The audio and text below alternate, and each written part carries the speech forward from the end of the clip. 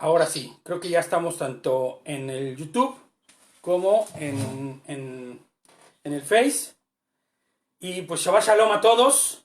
Baruch Hashem, bendito sea el Eterno por permitirnos estar reunidos nuevamente y estar estudiando su palabra y que podamos honrarle, como decíamos ahorita en la oración, a través de la obediencia de seguir el Shabbat, no de seguir un día solamente, sino de guardar este Moadim, ¿no? Esta cita divina con el Señor, este tiempo perfecto que Él nos da para honrarle, para glorificarle, pero sobre todo que nos permite descansar. Fíjate, el concepto de Shabbat es dejar todo lo que está turbando nuestra mente, ¿no? Dejar de lado todo lo que está siendo de la cotidianeidad para pasar a un tiempo de descanso, pero no un tiempo de descanso ocioso, sino un tiempo de descanso en Él.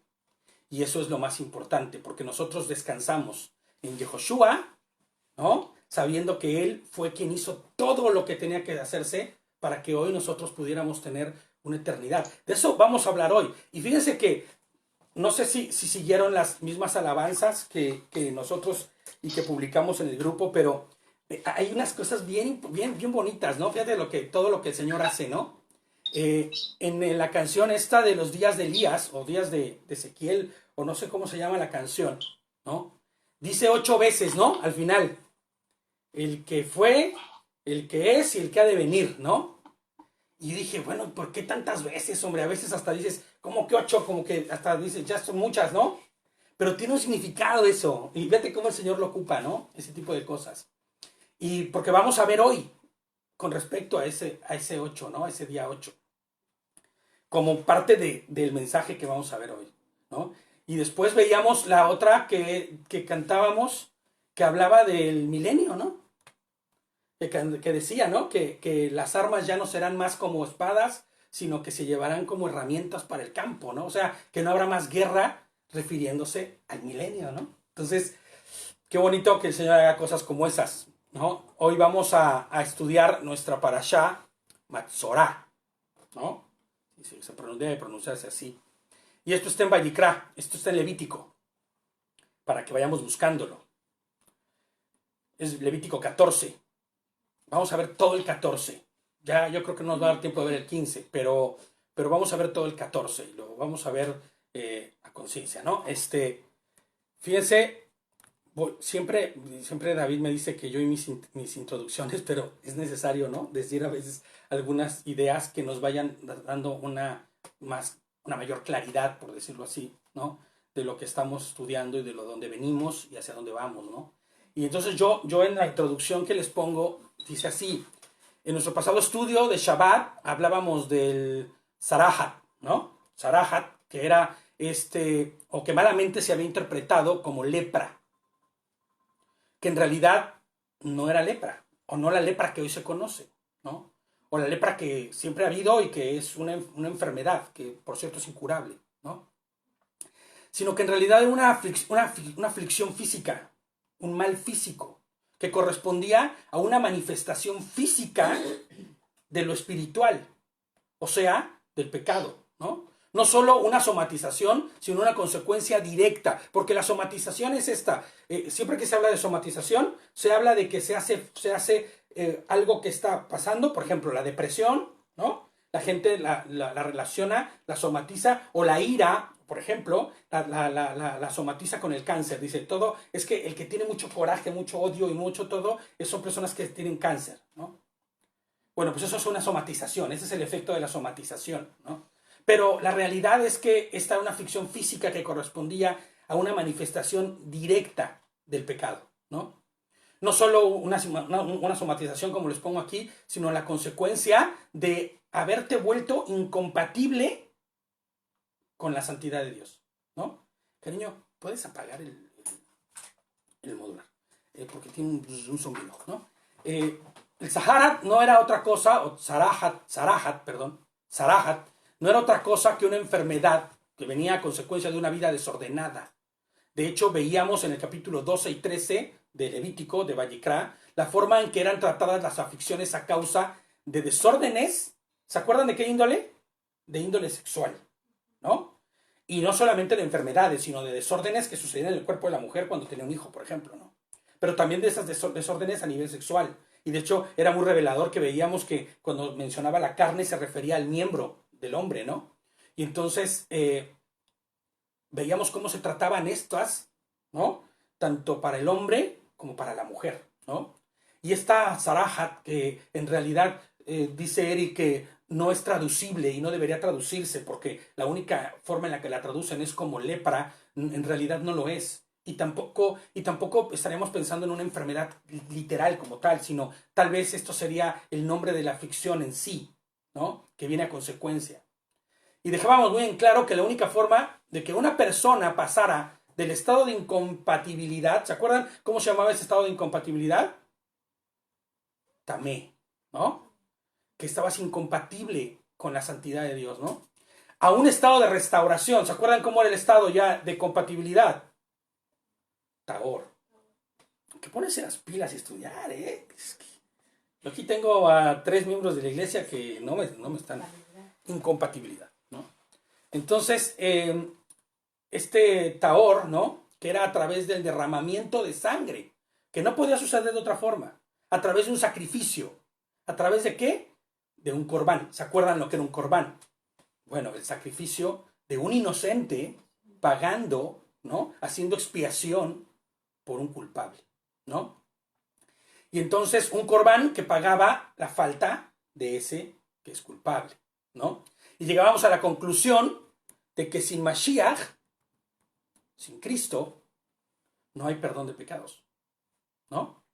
Ni libertad, ni pago de ninguna deuda por nuestras culpas y por nuestros pecados. Sin Mashiach no habría nada.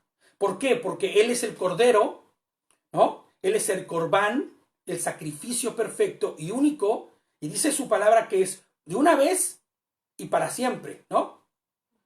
Y de una sola vez, y en una sola vez y para siempre, cargó ¿con qué? Con nuestra culpa, nuestras transgresiones.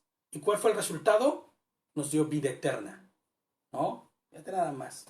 Dime si esto no es el Corbán perfecto, ¿no? Nos dio vida eterna.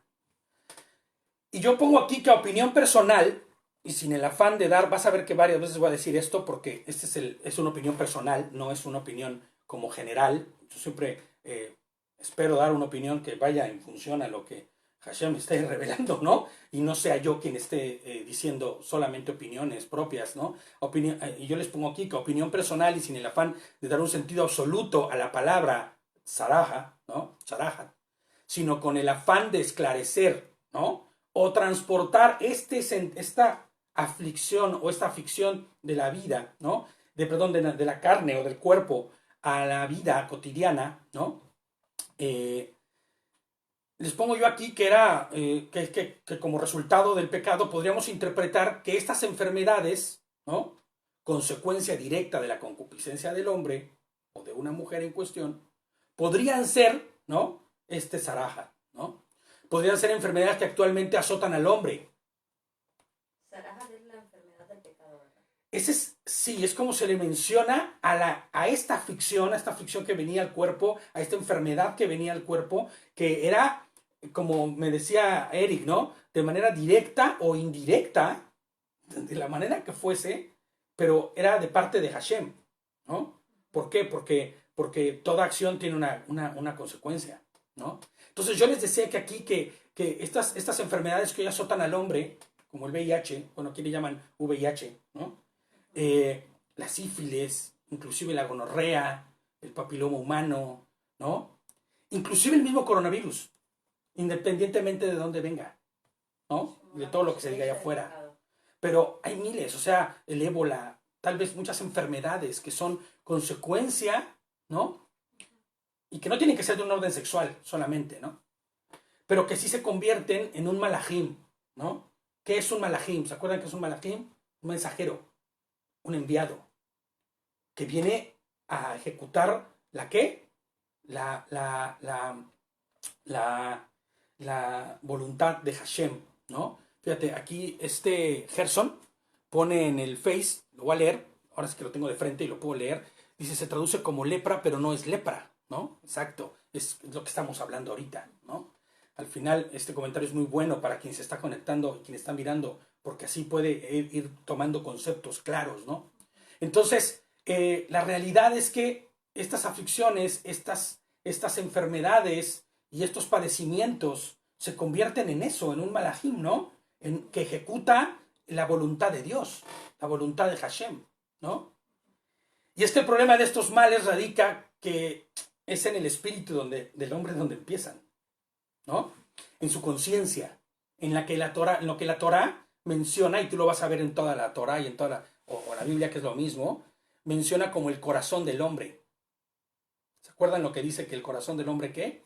Ahí es donde se maquila y se ejecuta toda concupiscencia, aún antes de actuarla, ¿no? Entonces, es una acción directa, espiritual, esto de lo que está sucediendo, es una consecuencia directa, porque el origen de tus actos físicos es espiritual. Tú maquilas previamente, ¿no? Maquilas previamente, ¿no? Fíjate, siendo pecado y por ende tamé, todo aquel que en su corazón maquile toda maledicencia. Qué fuerte, ¿no? Volviéndose incompatible con la santidad de Hashem. O sea, hay quien dice, yo la verdad no le pongo los cuernos a mi esposa, ¿no? Pero mentalmente, ¿no?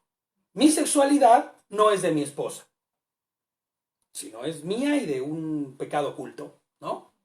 Es mía y de mis ojos, ¿no? Porque estoy continuamente haciendo cosas o pensando cosas, ¿no?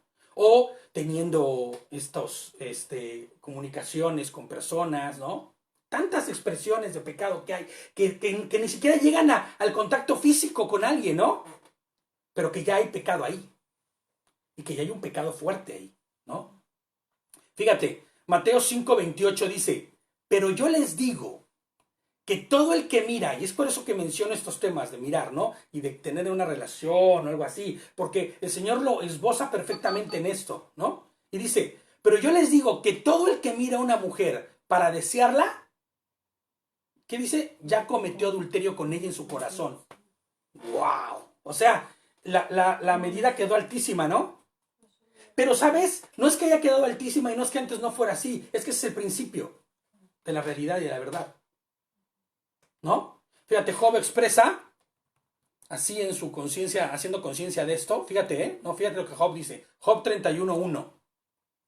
Yo hice un pacto con mis ojos y de no dejarlos mirar con lujuria a ninguna virgen, ¿no?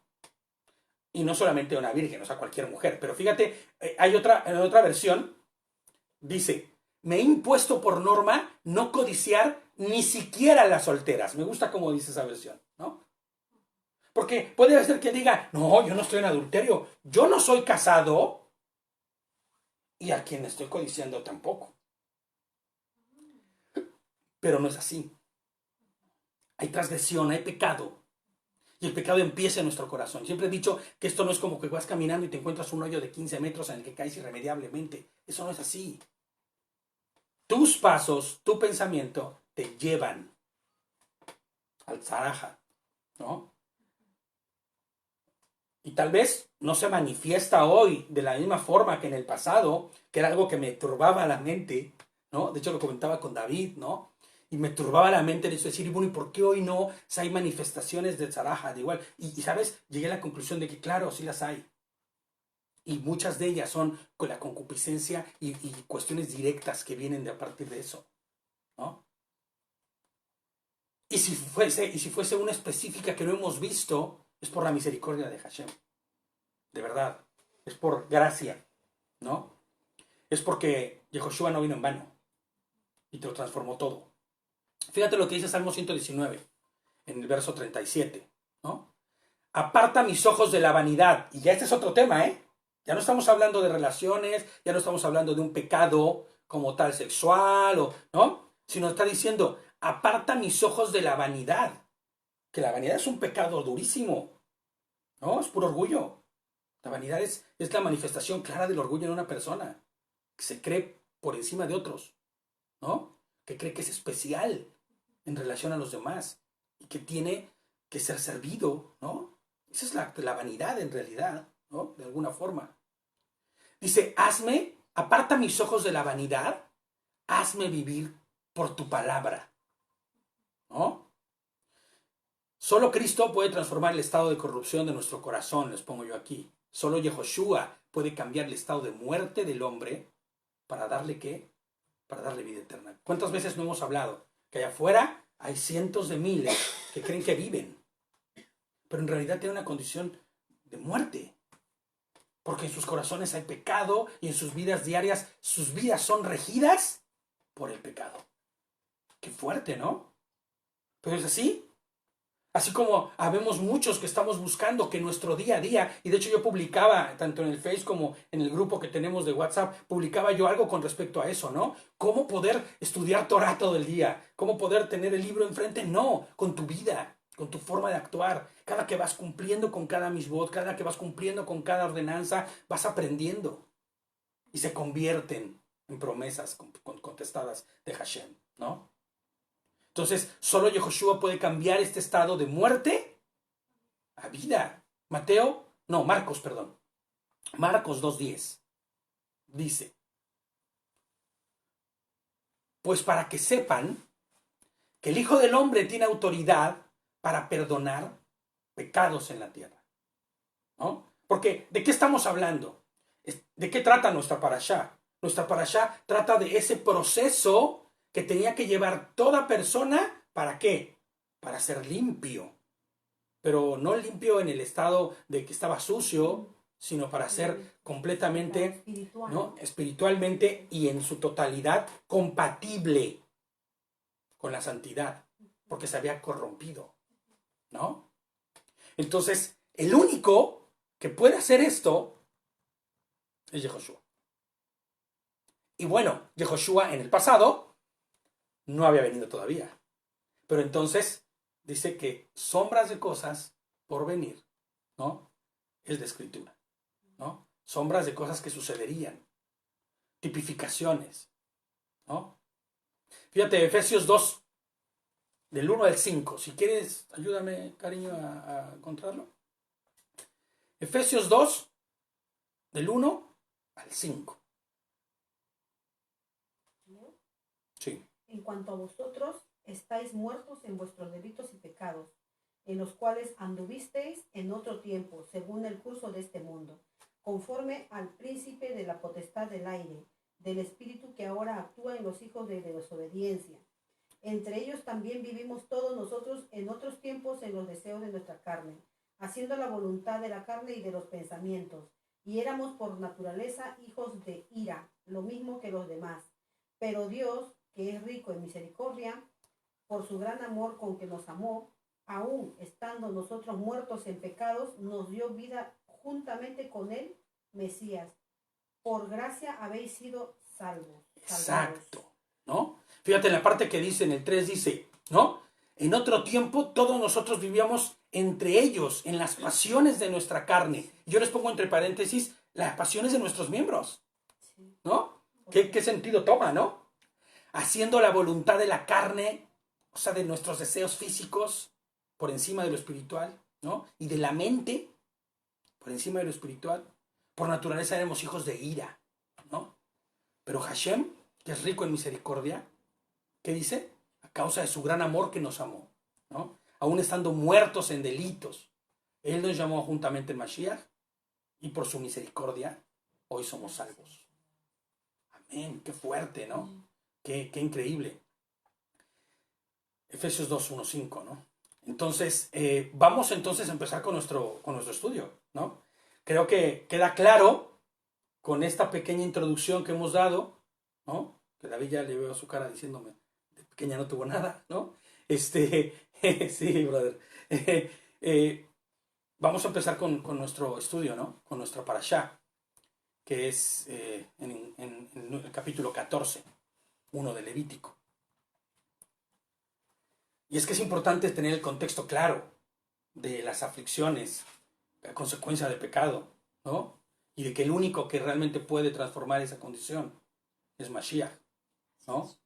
A través de la obra redentora de muerte y resurrección que hizo en la cruz, ¿no? Y entonces dice Levítico, o Vayikra, 14:1 dice, Adonai dijo a Moshe, o Moisés, que es lo mismo, esta será, y vas a ver que yo he ido transformando un poco a la traducción como debería decir, porque en ninguna versión vas a encontrar, bueno, con mucha alegría encontré que sí hay versiones que mencionan el Zarahat como tal, y no mencionan lepra, y eso me gustó mucho, ¿no? Es una versión que no es muy querida por todos los que estamos en el medio, pero es una versión que lo usa, ¿no? Y me gustó, ¿no? Es la Kadosh, por ejemplo. Yo siempre reviso casi todas las versiones que tengo y vi que en la Kadosh y he encontrado que muchas cosas que están bien traducidas, están bien interpretadas. Es más, el sentido de lo que dicen está correcto, aunque tal vez en algunas partes no tenga una teología al 100% correcta, ¿no? Entonces dice, esta será la ley referente a la persona afligida con Zarahat, ¿no? En el día de su Tojorá. Será traído al Cohen, ¿no? Y no tenemos que traducir de su limpieza. Porque, ¿cómo dice la versión que tienen ustedes ahí? Ajá. Esta será la ley, dice, para un leproso, cuando vaya a purificarse, cuando se le haya informado al sacerdote. Fíjate, esta es la Torá, ¿no? O la ley, ¿no? La Torá, ¿no? Referente a la persona afligida. Pero ahí dice, cuando vaya a limpiarse, ¿no? Cuando vaya a ser purificada, ¿no? De su lepra. Pues no. Más bien, esto es la Tojorá. Fíjate, vamos a traducir qué es, o vamos a intentar buscar el significado de Tojorá, ¿no? El día de su rehabilitación, ¿no? El día de estar compatible con la santidad, ¿no? El día que volverá a ser, ¿qué? Tahor. Esa es la Tojorá, ese proceso para ser rehabilitado. El día de la Tojorá. No es solamente decir el día que va a ser lavado, limpio, ya. Ya. ¿De purificación? O de purificación. Porque en realidad, pues sí, podría pensarse en purificación, pero en realidad estamos hablando de un desorden. Está quebrada o rota, o decíamos la semana pasada, el Shabbat pasada, que decíamos que estaba como descoyuntado, ¿no? Separado, como no puedes ni mover el brazo, ¿no? Bueno, pues en la Tojorá es el proceso ese de cuando llegan y ¡crack! Te lo colocan otra vez para que sea funcional, ¿no? Sí, exacto, ¿no? Y entonces dice el 3, y el Cohen, y me gustaría que de verdad empezáramos a tener, pues, relación con términos, ¿no? Con los términos que estamos conociendo, ¿no? El Cohen es el sacerdote, y es importante entender también esa palabra como tal, ¿no? Y el Cohen irá fuera del campamento y lo examinará ahí. Si él ve que las llagas del Zarahat han sanado en la persona afligida, entonces el Cohen ordenará que 2 aves vivas sean llevadas para la Tojorá, junto con madera de cedro, hilo escarlata y hojas de orégano. Pongan atención, no sé si vayan a ir encontrando la significancia de todo esto, pero fíjate cómo va a ir teniendo una implicación impresionante. El Cohen ordenará sacrificar una de las aves, o el sacerdote ordenará sacrificar una de las aves en una olla de barro sobre agua corriente. ¿Ok? Y en cuanto al ave viva, él la llevará con la madera de cedro, hilo escarlata y hojas de orégano, y los mojará con la sangre del ave sacrificada, y todo lo sumergirá en agua corriente. Y rociará a la persona que va a ser purificada de Zarahat 7 veces después. Dejará el ave viva en libertad en un campo abierto. Uf. Este proceso de verdad que está... Fíjate, yo numero como en una lista. Madera de cedro. ¿Ok? Hilo rojo. Hilo escarlata. Color rojo. ¿Ok? Hojas de orégano. Sangre salpicada. Agua. Hay un corbán de por medio en todo esto, ¿no? Un sacrificio. Un ave que quede en libertad y se lleva la culpa. Porque eso es lo que representaría, ¿no? Pues es puesta en libertad llena de sangre. Se lleva la culpa, ¿no? Uno que es transformado a través de la muerte de un inocente que era rociado, cubierto por la sangre del corbán. Esto es el que tenía el Zarahat, el pecador, o el que estaba haciéndose esta transformación en su vida, ¿no? Este proceso, esta Tojorá, ¿no? Y entonces yo les pongo aquí, es impresionante ver que aquí la figura del corbán es perfectamente la de la cruz. Se me hizo un nudo en la garganta cuando estaba haciendo el estudio de esto, de verdad, ¿no? Es impresionante ver la figura de la cruz, del sacrificio, en este Corbán, ¿no? Es imposible pasar desapercibido a Mashiach en este pasaje, ¿no? Es Cristo quien murió en el madero, ¿no? Y tal vez no con una enramada de orégano, pero sí con una de espinos, ¿no? En su cabeza, en forma de corona. Es imposible no pensar en el preatorio del Palacio de Herodes, donde quedó salpicada cada esquina de cuando Yehoshua recibió 53 azotes, ¿no? Ya hemos hablado de eso, no vamos a pararnos ahí, ¿no? Que destruyeron su carne y que hicieron que se salpicaran la sangre, ¿no? Es imposible, ¿no? No pensar en el agua saliendo de su costado a causa de que el soldado incrusta su lanza, ¿no? El Corbán perfecto y tal como es esa ave que se iba volando llevando la culpa de los pecados, así Mashiach resucitaba y partía, ¿no? Él había pagado por los pecados, ¿no? ¿Se acuerdan cómo dice Apocalipsis? Que es que ve que sus vestiduras se veían manchadas ¿de qué? De sangre, ¿no? Entonces, ahí mismo, en toda esta figura, tú y yo, redimidos, salpicados y perdonados, cubiertos por su sangre perfecta. Es una pasada, de verdad. O sea, es algo verdaderamente increíble encontrar una figura tan clara del paso de muerte a vida a causa del sacrificio perfecto de Mashiach, ¿no? Restaurando la relación que se había roto, que se había descoyuntado, ¿se acuerdan? A causa del pecado. ¿Recuerdas cuál era la ofrenda más humilde? Que ya habíamos hablado de eso en el Shabbat, que la que se le presentaba, ¿no? Para quien no podía llevar todo el buey, el cordero, una tórtola, 2 aves, una paloma, una tórtola, ¿no? Un palomino le llaman, ¿no?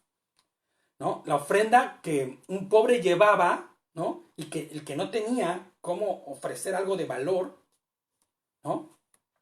Y yo les pongo aquí, es tal vez esta analogía que nos representa en la Escritura una proyección clarísima, de Mashiach, de Cristo, que se despojó, que se volvió como el siervo más vil y despreciable, ¿no? Más vil y despreciado. Fíjate, en el Talmud, yo no sabía esto, pero yo lo escuché con Eric, decía que en el Talmud se le menciona a Mashiach como el despreciado, el leproso. Así se le menciona. Claro, ellos no consideran el sacrificio de Mashiach, pero desde siempre ellos han considerado y desde siempre han considerado que Mashiach ese era el leproso, el que estaba... Fíjate lo que dice Isaías. Vamos a leer Isaías 53. Es impresionante, de verdad. Vas a de verdad, entrar en una dimensión distinta de esto, ¿no? Isaías 53. Es el famoso Isaías 53. Por cierto, los judíos omiten cuando enseñan la Torá. ¿Quién puede creer lo que hemos oído? Dice, ¿no? Sobre quién se ha revelado el brazo de Adonai. Porque ha crecido por su favor como un retoño, como una raíz en tierra árida. No tiene forma ni belleza para que lo miremos, ningún encanto para que le hallemos agradable. Fue despreciado, desechado por los hombres, varón de sufrimientos y familiarizado con la enfermedad. En otras versiones dice varón de dolores, experimentado en quebrantos, dice, ¿no? Experimentado con la enfermedad, como uno que se esconde su rostro de nosotros. No sé si lo sepas, pero David nos enseñaba la semana pasada y mencionaba que cuando un leproso andaba por la calle tenía que gritar, leproso, leproso, y se cubrían el rostro, porque si tú no lo sabes, la lepra destruye físicamente a la gente, ¿no? Dice, como quien esconde su rostro de nosotros, fue menospreciado y lo estimamos como nada. Sin embargo, eran nuestras enfermedades las que llevaba, nuestros sufrimientos los que soportó. nosotros lo contamos como plagado, dice en esta versión. Me gusta esta versión por eso. Herido, afligido por Elohim, por Dios. Pero él fue herido por nuestros pecados, molido por nuestras maldades, llevó el castigo llevó el castigo que nos restauró, y por sus heridas fuimos nosotros sanados. Todos nosotros nos descarriamos como ovejas, cada cual siguiendo su propio camino, y Adonai castigó sobre él la culpa de todos nosotros. Uf, inevitable, ¿no? Inevitable de verdad que se haga un nudo en la garganta. Él fue maltratado, sin embargo fue sumiso, no abrió su boca, como un cordero llevando al matadero, como una oveja muda delante de sus trasquiladores. Él no abrió su boca, no dijo nada, ¿no? Eres tú el rey de los judíos, ¿te acuerdas que le preguntaba, no? Él fue maltratado, sin embargo fue sumiso, no abrió su boca, como un cordero llevado al matadero, como una oveja muda delante de su trasquilador. Él no abrió su boca. Por medio de un juicio opresivo fue quitado. ¿Quién puede describir su morada? ¿Por qué fue cortado de la tierra de los vivientes? Porque fue cortado de la tierra de los vivientes por el pecado de mi pueblo que él merecía, ¿no? El castigo que el pueblo merecía. Wow, o sea, de verdad que yo cuando vi esto dije, wow, esto es demasiado, ¿sabes? Esto da una dimensión muy clara a este sacrificio. Él se hizo como nada, ¿no? Él se hizo el más pequeño. Y tal vez por eso es representado en el sacrificio por esa avecilla, ¿no? Pero eso no para ahí, esto va más allá, ¿no? Esa paloma, ese pichón, ¿no? Es impresionante, les pongo yo aquí, la profecía de Isaías la escribió 700 años antes de que Yehoshua viniera al mundo. ¿Te imaginas? Esto no es otra cosa más que la inspiración directa de Mashiach, ¿no? Perdón, de Hashem, y sí de Mashiach, que es lo mismo, ¿no? En Isaías. Fíjate lo que dice el 8, el verso 8, este 8 que nos ha seguido, nos va a seguir durante todo este estudio. Dice, aquel que será purificado, que hará Tojorá, lavará sus ropas, rasurará todo su pelo y se bañará en agua. Entonces estará limpio. Y después de eso, él puede entrar en el campamento, pero él debe vivir fuera de su tienda por 7 días. Y yo decía, ¿por qué fuera de la tienda? Y vamos a ver cómo también había procesos para las casas, ¿no? Ah, ok, vale, muy bien. Déjame, es que mi esposita, que me ayuda idónea, ¿no? Ah, bueno, no, yo lo veo bien aquí, ¿eh? Sí. Igual y tú lo ves así, pero es que me decía que se veía como muy recortado en YouTube, pero... Ok. Pero igual es que, si lo está viendo desde el móvil, así se ve, ¿eh? Pero ya una vez que ves el video completo, se ve ya entero, porque yo veo la parte completa de cómo está capturando, ¿no? Dice, en aquel día será purificado dice, el que hará Tojorá, lavará sus ropas, rasurará todo su pelo y se bañará en agua, entonces estará limpio. Y después de eso, él puede entrar en el campamento, pero él debe vivir fuera de su tienda por 7 días. 7 días para que quede completado el proceso, ¿no? Pero no acaba ahí esto. El 7º día, él se rasurará todo el pelo nuevamente de su cabeza, también su barba y cejas. Él se rasurará todo su pelo y llevará sus ropas y se bañará en agua, entonces estará limpio. Perdón, dice, fíjate, le pongo yo aquí como nota.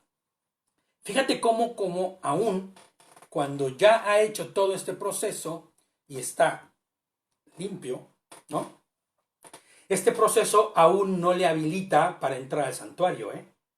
Ya puede entrar al campamento, pero aún no puede entrar al santuario, ¿no? ¿Por qué?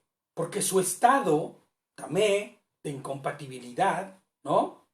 Aunque ya el Zarahat ya no lo tenga físicamente, el estado de incompatibilidad en lo espiritual no ha sido restaurado todavía. ¿Tiene que realizarse qué? Tiene que realizarse un corbán, un sacrificio, ¿no? Al 8º día, y esto es donde empieza a ponerse buenísimo todo, más todavía. Al octavo día él tomará 2 corderos sin defecto, una cordera, bueno, una ovejita, ¿no? En su primer año sin defecto, y 6,5 cuartos de harina fina para una ofrenda de grano, mezclados con aceite de oliva, y dos medias porciones de aceite de oliva. ¿Se acuerdan cómo se llamaba eso? Era una minjá. ¿Se acuerdan, no? Era una minjá. En algunas versiones dice una ofrenda de alimentos o ofrenda vegetal, ¿no? Es una minjá. El día octavo, cuando realiza el corbán, les pongo yo aquí, entonces será que el proceso se complete. Sin corbán, acuérdense, ¿sin corbán qué? No hay redención de pecados. Sin derramamiento de sangre, no hay, pero decíamos la semana pasada eso. Mencionábamos todos los versículos. El Cohen, el sacerdote, que lo está purificando, ¿no? O que está haciendo el proceso, a él le pondrá la persona, perdón, dice, el Cohen que lo está purificando a él, pondrá a la persona que está siendo purificada con todas estas cosas delante de Adonai, en la entrada del tabernáculo del testimonio, ¿no? Porque ahí es donde va a ser el proceso. El Cohen tomará uno de los corderos y lo ofrecerá como ofrenda de culpa. Son 2/3 de porción de aceite de oliva, entonces lo mecerá como ofrenda mecida delante de Hashem. Y que se entienda, la ofrenda mecida no es otra cosa más que levantarlo, es que no se ve bien aquí, pero bueno, levantarlo así y presentarlo, ¿ok? Por eso decía como mecida, porque era presentarlo delante, ¿no? Hacia arriba, presentárselo a Hashem, ¿no? Ofrenda de elevación, dicen. Ofrenda de elevación, también, claro, está bien, ¿no? Dice, el Cohen tomará uno de los corderos y lo ofrecerá como ofrenda de la culpa, con 2/3 de la porción de aceite de oliva, y entonces lo mecerá como ofrenda mecida delante de Hashem. Es el 12, lo volví a leer. El sacrificio, el cordero en el lugar del lugar santo, Kadosh, para sacrificar ofrenda de pecado y ofrenda quemada, porque la ofrenda de culpa pertenece al Cohen. ¿Se acuerdan que habíamos dicho, no? Que esa era para el Cohen, ¿no? O el sacerdote. Así como la ofrenda del pecado es especialmente santa. Es una ofrenda como Kadosh. Ahora, yo te voy a preguntar, a mí me gusta mucho transportarlo a nuestra vida, ¿no? Pero tú te puedes imaginar a la persona que iba a ser habilitada, ¿no? En presencia, ¿no? De cómo el sacerdote iba a hacer el sacrificio. Porque si bien es cierto que el de la ofrenda de la culpa, ¿no? Era el ofrenda del pecado era hecho en el lugar santo, muy probablemente el otro sacrificio sí había forma de que él fuera visible para la persona. Inclusive, ponle que no pudiera ver el sacrificio, pero podría escuchar los bramidos del animal al ser sacrificado. ¿Sí? Podría saber con claridad que ese animal inocente que estaba muriendo estaba siendo sacrificado para pagar por su culpa y su pecado. O sea, ¿te puedes imaginar eso? Eso suena como, lo leemos y decimos, pasamos como corriendo por ahí. Pero la persona sabía perfectamente que un inocente estaba muriendo. Ha de ser impactante, ¿no? Además, en ese inocente, como en otros sacrificios, te costaba a ti, porque ese era tú, ¿cómo se llama? El animal sin defecto y sin mancha que habías llevado. Entonces, el precio que pagaba era costosísimo, y no me refiero en dinero, ¿no? El precio por el pecado es costosísimo porque había que sacrificar una vida. La tipificación perfecta. Debería ser sumamente abrumador, impactante, ¿no? Estar ahí, escuchando y viendo todo esto. Ahora, eso no para ahí. Después la sangre de ese animal va a tener una función en esto.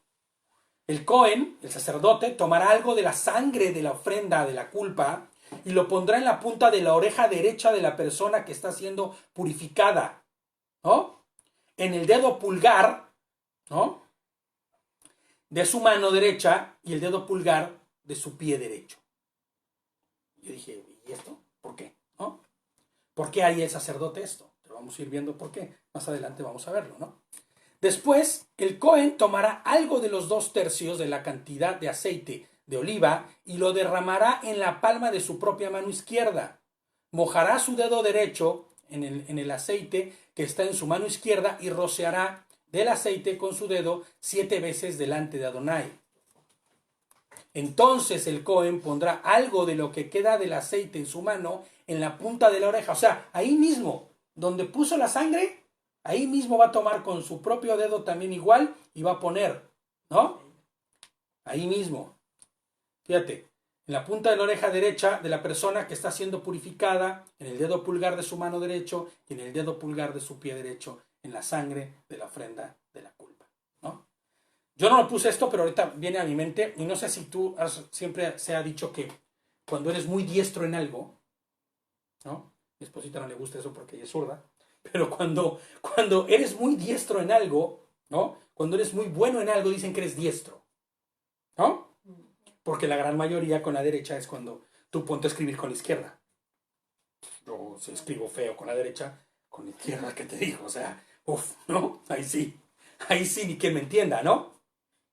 O acciones, siempre se le atribuye a la derecha. Y tal vez por ahí va esta parte, ¿no?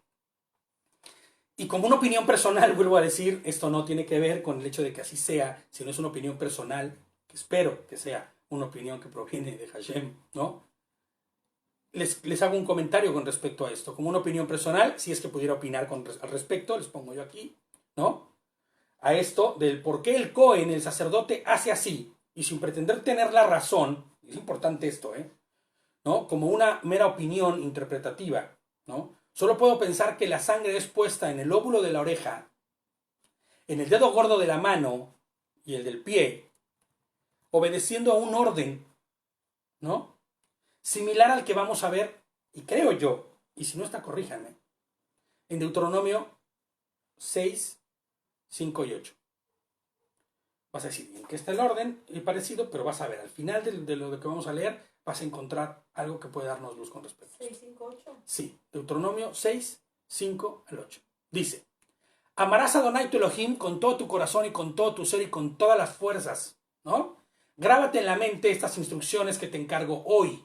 Incúlcaselas a tus hijos. Recítalas cuando estés en tu casa y cuando estés de viaje, cuando te encuentres, cuando te acuestes y cuando te levantes. ¿Dice qué? ¿Cuál es el que dice el final? Átalas como una señal en tu mano y te servirán de símbolo en tu frente. Bien, esto es así, es real, ¿no? Pero hago esta cara así de... Porque, tal y como ordena Adonai a su pueblo a llevar en la frente, ¿no? Los judíos, ¿qué han hecho? Los judíos llevaron a la literalidad este asunto. Y metieron la porción donde dice eso en un cuadrito, y se la amarran en la frente, y se la amarran en la mano, y se hacen unos... ¿Sí han visto, no? ¿No? El tefili. Se amarran un tefili, ¿no? Entonces yo les pongo aquí como otro comentario. Tal y como ordena Adonai a su pueblo a llevar en la frente y en su mano su palabra, y que no tiene nada que ver como le hacen los judíos, de ponerse este tefilí, ¿no? En la cabeza y amarrarlo en el brazo, sino que ¿qué está diciendo el Señor ahí? Que todo el día y toda la noche y todo el tiempo, ¿no? Esté Él en ¿dónde? En tus pensamientos, su palabra ejecutándose todo el tiempo en tu mente, tu manera de actuar y tu manera de responder y de vivir y de razonar será conforme a ¿qué? Conforme a la Torá, ¿sí? Y dice que también en tu mano. Esto significando que ¿qué? Que tu forma de obrar, tu forma de hacer, será conforme a la Torá. Dios. ¿No? Entonces, fíjate. Así en esta misma línea, pensemos en esto, No sé, a mí, yo siento de parte me choca decir eso, que de parte de Hashem, ¿no? O sea, pero yo creo que puede ser esto, ¿no? En esta misma línea, el sacerdote estaría redimiendo simbólicamente las partes del cuerpo que lo llevarían al pecado y debían estar consagradas al cumplimiento de la Torá, de Hashem y de sus instrucciones, ¿no? Sus pies, sus manos y su cabeza. Cérrate la puerta, por favor, de la cocina. ¿No? Dice, ¿no? Perdón, me perdí un poco, es que es inevitable escuchar a una persona que está de afuera, ¿no? Sus pies, sus manos y su cabeza, su mente, inclusive, fíjate cómo dice la palabra escrita por Pablo, pero inspirada por el Ruach de Hashem, ¿no? Su Espíritu Santo. Dice que la fidelidad, ¿qué? ¿Qué dice? En algunas versiones dice que la fe viene ¿por qué? Por el oír. La fidelidad del hombre, ¿no? Para con Dios, viene por el oír. ¿Pero oír qué? Oír la palabra de Dios, ¿no? Es tal vez la redención, ¿no? De ese que está tamé, incompatible con la santidad de Hashem. En este acto, el proceso de redención, la Tohorá, ¿no?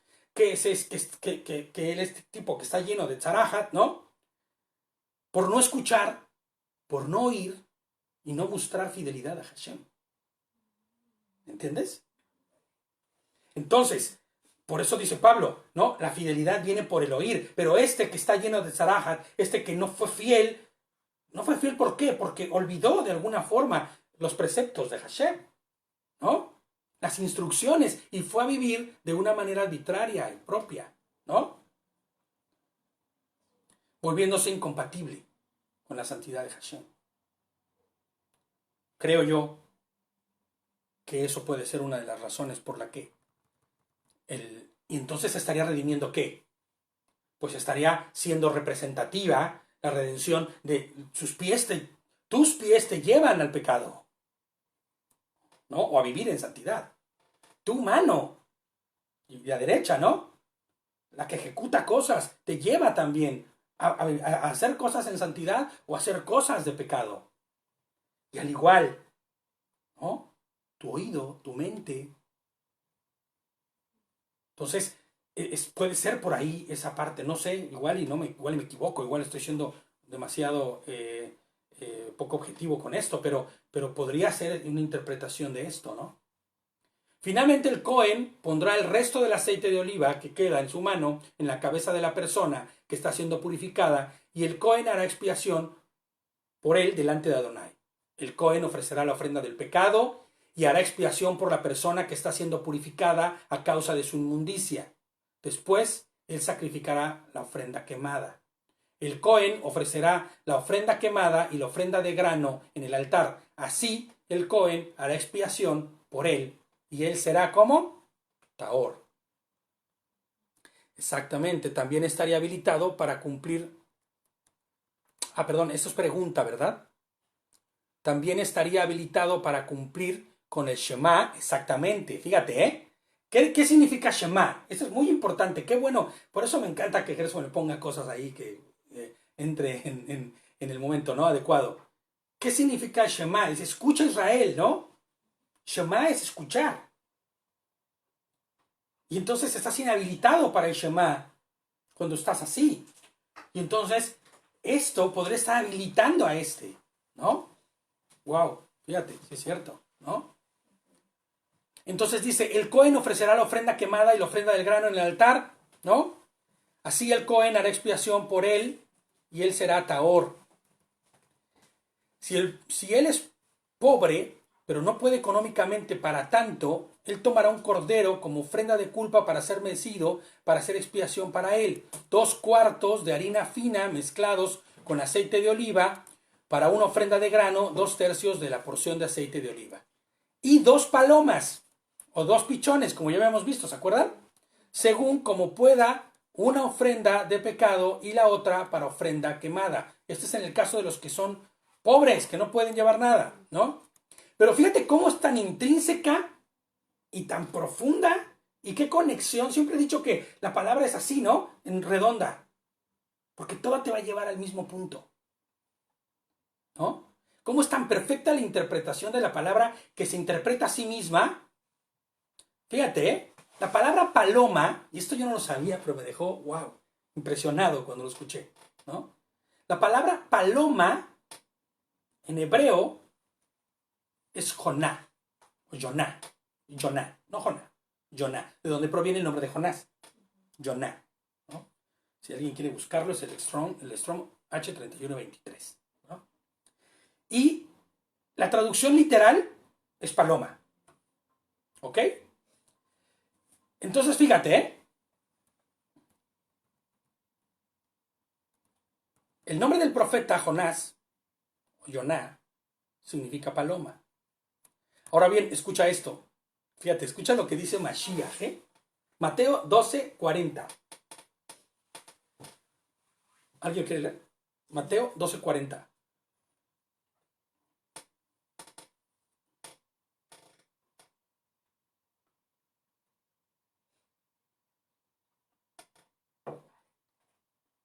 Ajá. Porque exactamente como Jonás estuvo en el vientre del gran pez 3 días y 3 noches, así estará el Hijo del Hombre en el corazón de la tierra 3 días y 3 noches. Amén. No, así, hasta ahí. ¿No? Porque tal como Jonás estuvo en las entrañas del pez 3 días y 3 noches, él estará en el corazón de la tierra, ¿no? El Hijo del Hombre 3 días y 3 noches. Fíjate, ¿puedes leer un versículo anterior, cariño? Dice, él respondiendo les dijo, una generación malvada y adúltera demanda una señal milagrosa, pero no le será dada otra señal que la señal del profeta Jonás. Exacto, la señal del profeta Jonás. ¿Y cuál es la señal del profeta Jonás? Bueno, que Jonás estuvo apartado 3 días, Sí. ¿no? No vamos a hablar de la literalidad de que estuvo tragado por un pez, ¿no? Sino de que estuvo apartado por 3 días, ¿no? De hecho, escuchaba yo a Eric que decía que la traducción más adecuada o más correcta, la interpretación más adecuada no era que fue tragado por un pez, sino que fue rodeado, ¿no? Que esto no hace otra cosa más que una representación o una óptica hacia lo que está sucediendo, ¿no? Que no era otra cosa más que una aplicación directa, ¿no?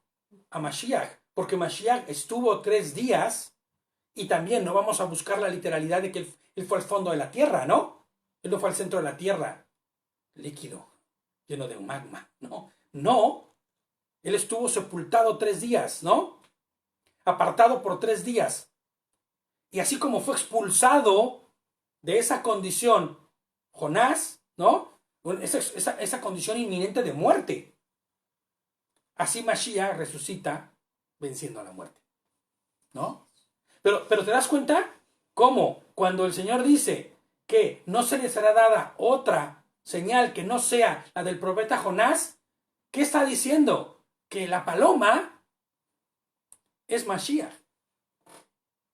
La señal del profeta Jonás es la señal que Mashiach hará y sucederá igual.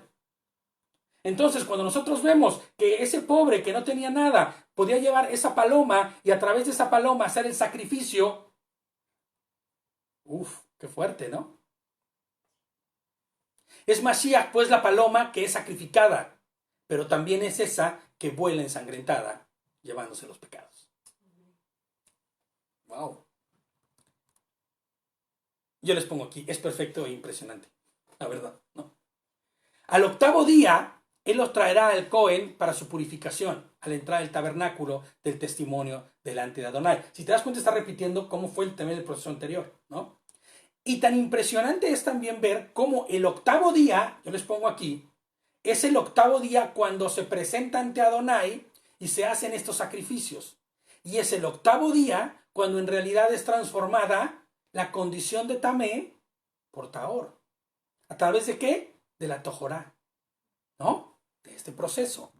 Ahora fíjate, el 8º día, en el plan perfecto de Hashem, de redención, cuando miramos cómo proféticamente Mashiach es anunciado en su segunda venida, en las fiestas de otoño, porque tenemos que mencionarlo, vemos cómo en el 8º día, ¿no? En la fiesta de Shemini Atzeret, Shemini Atzeret, cuando el Señor termina, completa la obra de redención del hombre y nos lleva a vivir como eternamente con él. Fíjate, nada más, no quisiera perderme del comentario que hizo creo que es Miguel, el que estaba en el Facebook, ¿no?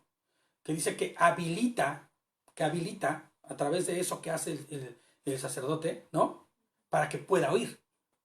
Porque inclusive está tan corrupta la mente del pecador que ni siquiera puede oír, ¿no?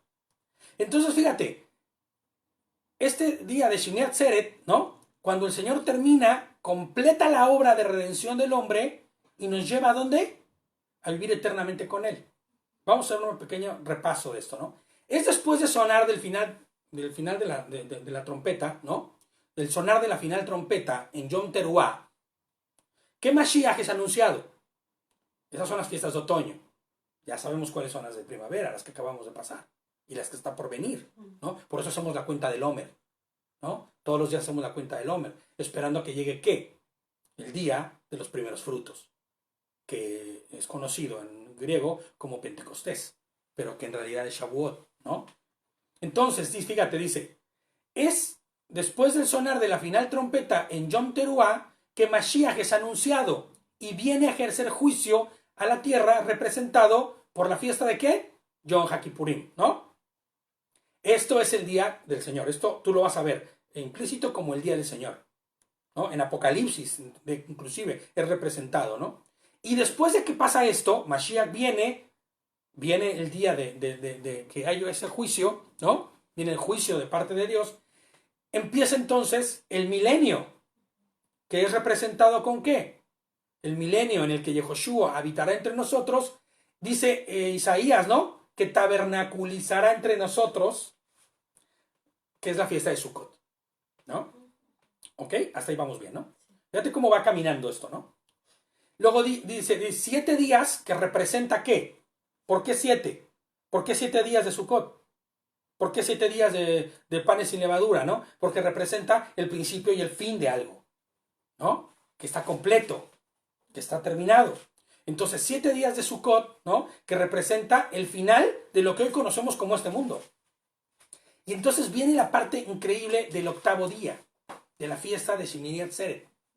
El plan es completado, y somos transformados, ¿no? El plan es completado. Satanás y los que en él creyeron y obraron como él serán destruidos para siempre, ¿no? Y el hombre será transformado al estado ¿qué? Primogenio, ¿no? Al estado primero, sin corrupción. Habitará en la eternidad con Adonai, que es Yehoshua mismo.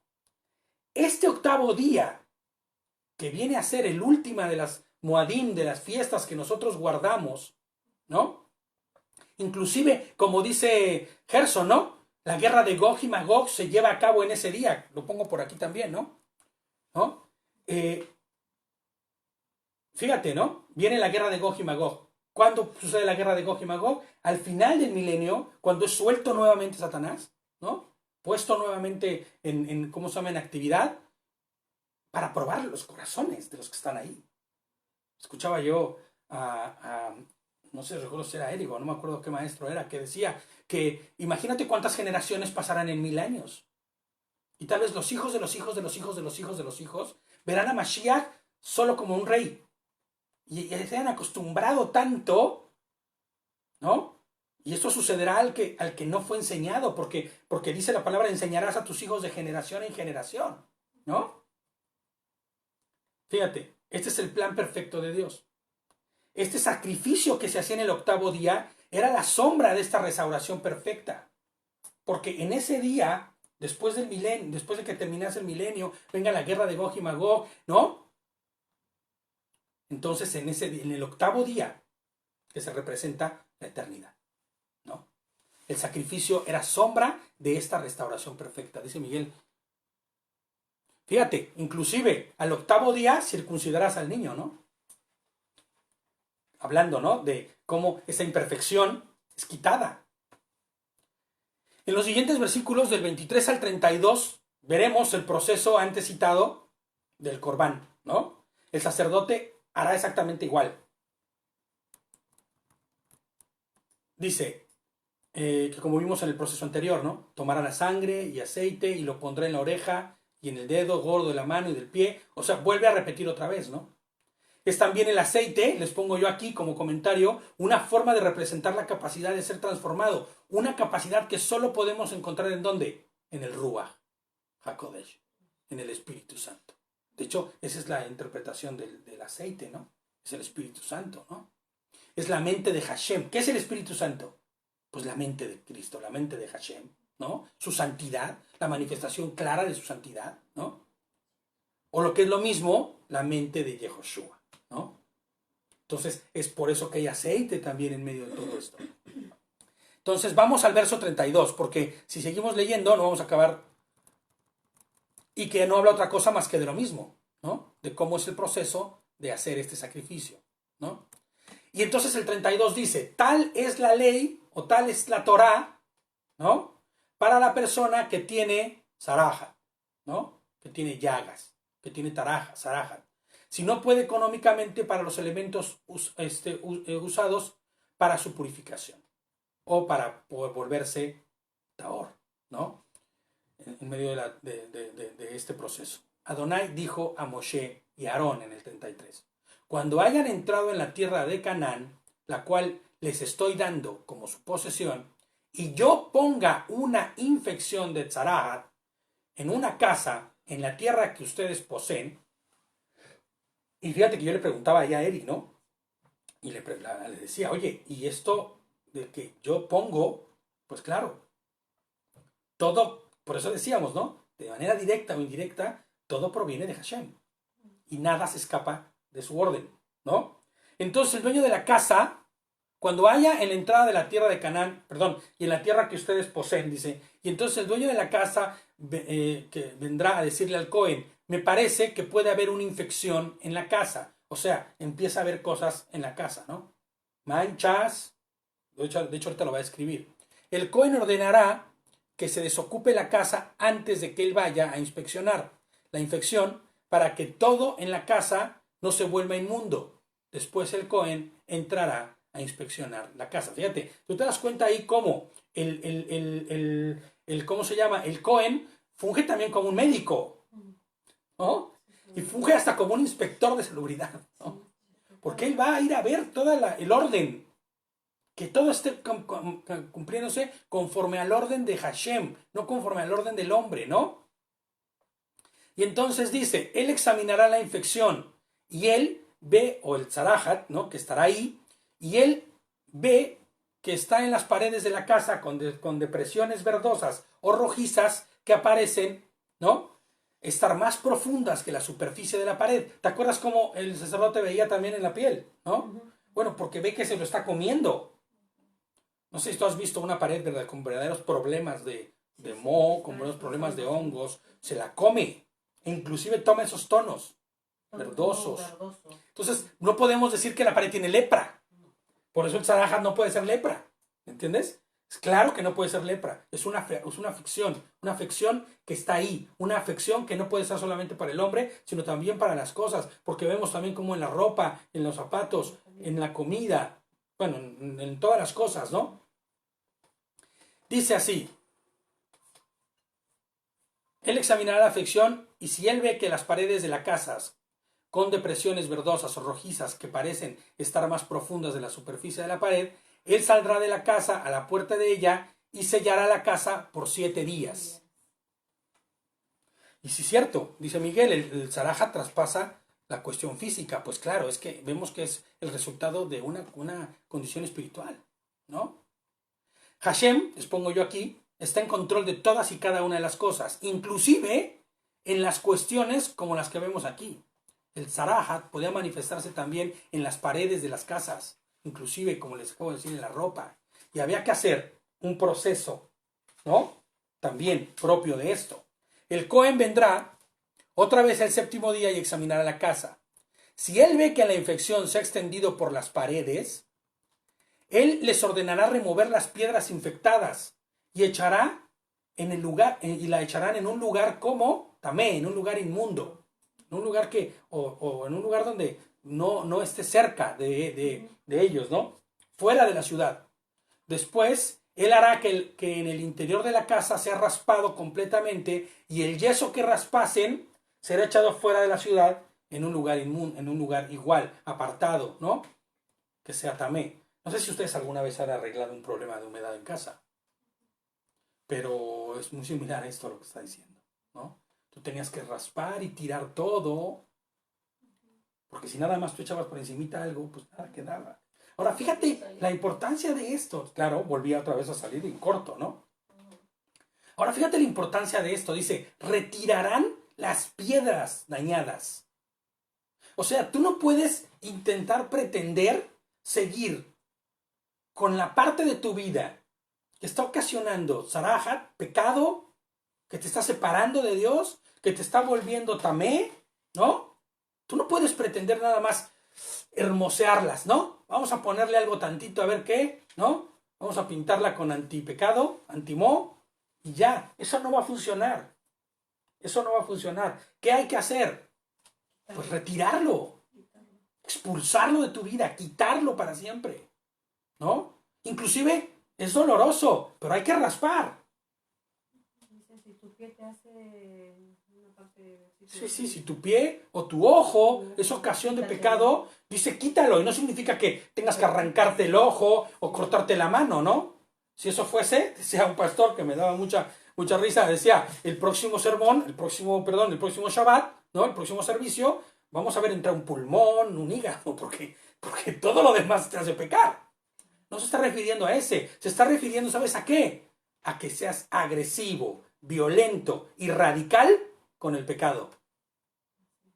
Retíralo, sácalo, quítalo de tu vida. No puedes tú creer que nada más con darle una, decimos en México, una chaineada, ¿no? Una pintadita, una chapita nada más, dicen aquí, ¿no? No, hay que retirar, ¿sabes? La pieza. Hay que retirar las partes que nos están llevando a corrupción, que nos separan del Señor, que nos quitan y que nos descoyuntan de una relación con Él, ¿no? Yo les pongo aquí que muy probablemente esto se refiere a algún tipo de hongo o moho, ¿no? Que resulta terriblemente perjudicial al hombre. Yo no sé si tú lo sepas, pero y queriendo también transportarlo un poco a lo que las aflicciones de hoy, pero el moho que hay en las casas, cuando es de determinada situación, afecta a los niños recién nacidos. Inclusive les da problemas cerebrales, ¿no? Se ha descubierto que los niños que estuvieron en condiciones de humedad extrema, ¿no? No que te aparece una paredcita, no, sino que hay una humedad extrema, empiezan a tener manifestaciones de problemas, ¿no? En su cognitividad, en su manera de responder, porque es afectado a través de esta como bacteria o no sé qué sea, este hongo, esta cepa, ¿no? Lo increíble de todo es que la manifestación del pecado no tiene límites, y como decía Miguel, ¿no? No tiene límites físicos, ¿no? Y formas que dimensionen el precio espiritualmente hablando del pecado, ¿no? Es altísimo, es costosísimo, y se va a manifestar aún ahí, ¿no? Sí, fíjate, finalmente otras piedras serán puestas en su lugar de las primeras piedras. Es importante, fíjate esto, ¿eh? Otras piedras serán puestas en el lugar y otro yeso será usado para enyesar la casa. Si tú vas y le predicas a una persona, se arrepiente, saca la maldad de su vida, saca la incompatibilidad, saca el pecado, pero no lo llena de su palabra, de su Torah, ¿no?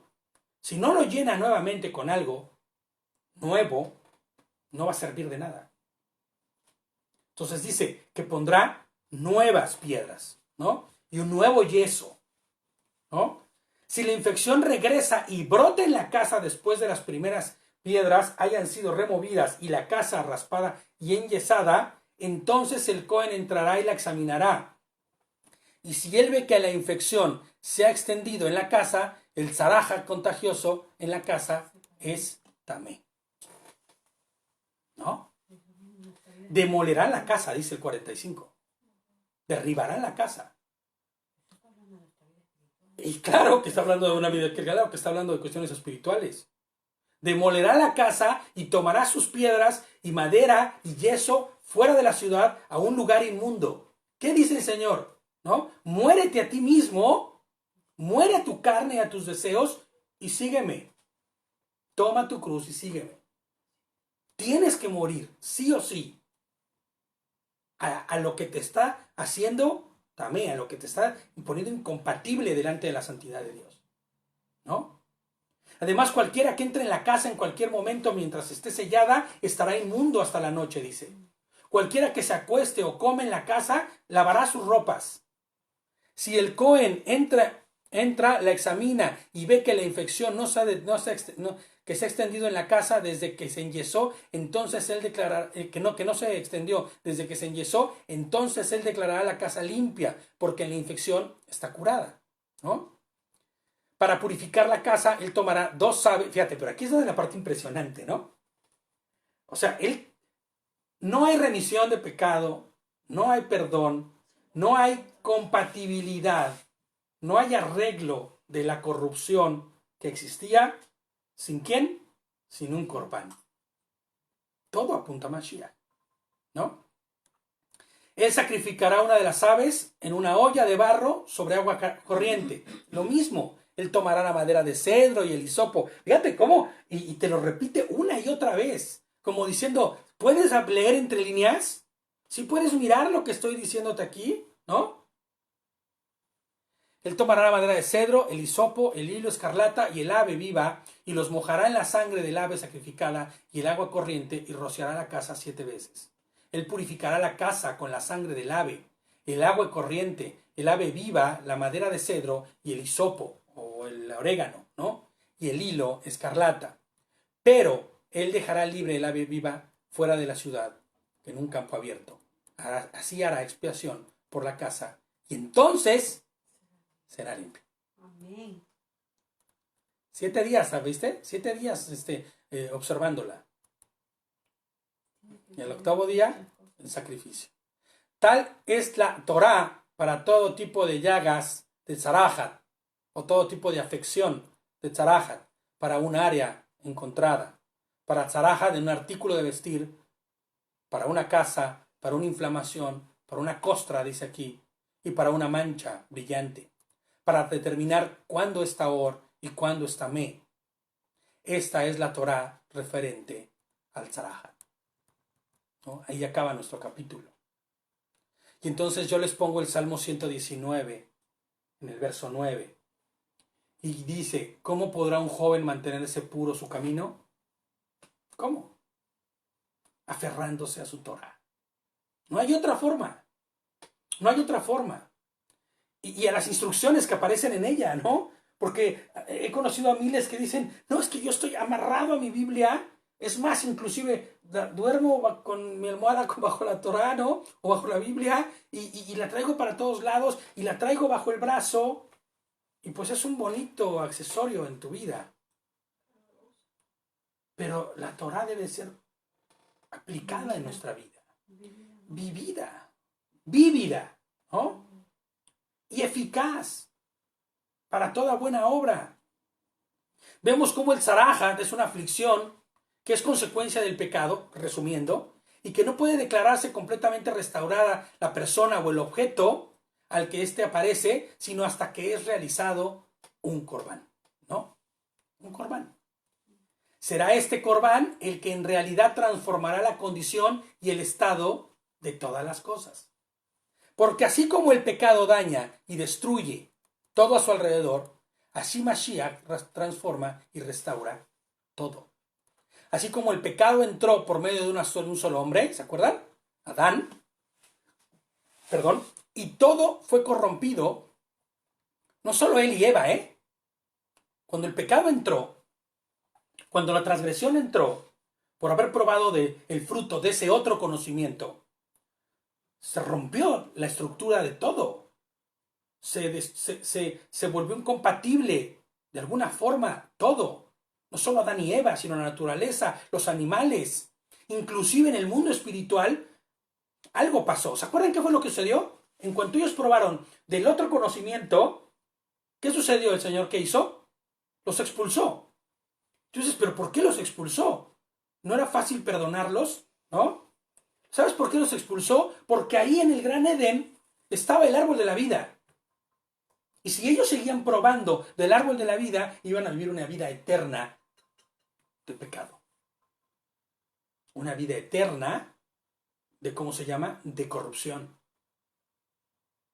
Entonces, ellos tenían que ser expulsados y sacados, porque algo se había roto, algo se había descoyuntado, ¿no?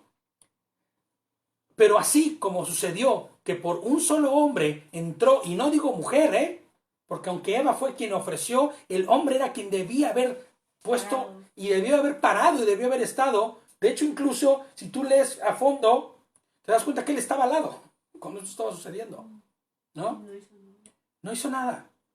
Así como entró el pecado, la corrupción, por un solo hombre, así por uno solo ha venido la restauración. Y sonriamos porque esto es increíble, ¿no? Él es la restauración y la transformación de todo. Es Cristo, es Mashiach. Es Yehoshua quien hace esta obra, ¿no?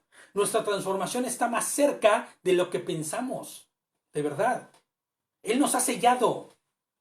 Es algo que nosotros debemos entender, que nosotros hemos sido sellados, los que creemos y los que actuamos conforme a su voluntad y que mostramos fidelidad por lo que Él ha hecho, hemos sido sellados. Fíjate lo que dice, ya vamos a acabar, ya casi, ya vamos a acabar. Fíjate lo que dice 2 de Corintios 1:20. 2 de Corintios 1:20 al 22. Porque todas las promesas de Elohim son en Él sí. Y por tanto también por medio de Él decimos amén, ¿no? A Elohim, para su gloria, por medio nuestro, dice. Porque, voy a leerlo otra vez. Porque todas las promesas de Elohim son en Él sí. Y por lo tanto son ciertas, porque eso significa amén, ¿no? Que son ciertas. Por medio de Él decimos ciertamente así es. Amén, ¿no? A Elohim, para su gloria, por medio nuestro. Y Elohim es el que nos confirma con usted, que dice, nos confirma con ustedes en Mashiach, y el que nos ungió, y es también quien nos ha sellado y ha puesto como garantía el Espíritu en nuestros corazones. Amén. Amén.